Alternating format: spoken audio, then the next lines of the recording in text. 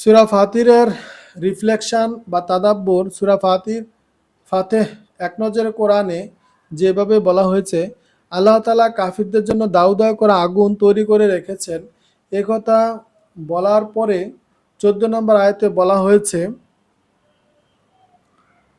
মহাকাশ ও পৃথিবীর রাজত্ব আল্লাহরই, তিনি যাকে চাইবেন মাফ করে দেবেন আর যাকে চাইবেন শাস্তি দেবেন। আল্লাহ অত্যন্ত ক্ষমাশীল ও দয়ালু। আয়াতে শেষে গাফুর অত্যন্ত ক্ষমাশীল এবং রহিম অর্থাৎ পরম দয়ালু এই নাম দুটি আনা হয়েছে। এতে ইঙ্গিত রয়েছে, কেউ যখন বড় অপরাধী করুক না কেন, যদি আল্লাহর কাছে ক্ষমা চায়, অপরাধ থেকে ফিরিয়ে আসে, আল্লাহ তার অপরাধ ক্ষমা করে দেবেন এবং তার উপর দয়া করবেন। হাদিসে এসেছে, আল্লাহ তাআলা রাতের বেলায় তার ক্ষমার হাত প্রসারিত করে রাখেন, যাতে দিনের অপরাধীরা সে সময় ক্ষমা চায়।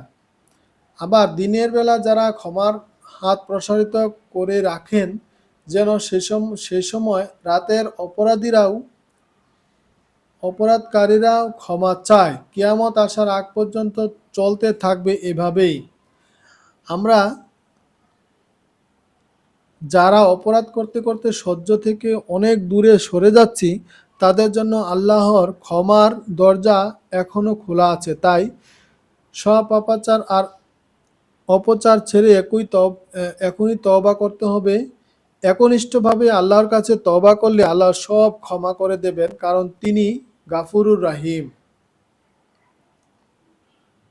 আর মুহাম্মদ আল্লাহর বার্তাবাহক, আর যারা তার সঙ্গে আছে তার কাফিরদের বিরুদ্ধে ভীষণ কঠোর, নিজেদের মধ্যে অত্যন্ত কোমল। এ সূরার শেষে আয়াতে মুমিনদের বিপরীতমুখী দুটি গুণের কথা উল্লেখ করা হয়েছে। কঠোরতা, এ থেকে বোঝা যায় মুমিন হয় বিচার বোধ সম্পন্ন ব্যক্তি। তারা প্রয়োজন অনুযায়ী উপযুক্ত আচরণ করে, কোনো একদিকে যেমন ঝুঁকে পড়ে না, আবার একেবারে শিথিলও দেখায় না।